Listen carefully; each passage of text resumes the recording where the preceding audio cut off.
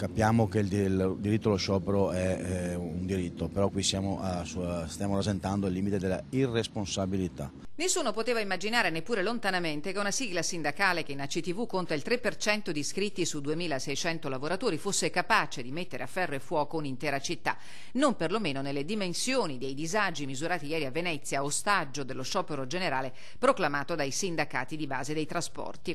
Eppure è accaduto e oggi è il giorno delle riflessioni. È pur vero che l'azienda è stata presa in contropiede e questo non avverrà più, ma qui c'è un senso di responsabilità perché siamo la città sequestrata da un sindacato che rappresenta neanche il 3% degli iscritti dei lavoratori, sequestrati, sinceramente mi pare un po' troppo. Rivendicazioni scandalose, rincara Boraso, che spiega come per le richieste, ad esempio sulla sicurezza della navigazione, ci sono tavoli aperti, aziendali, dove poter discutere.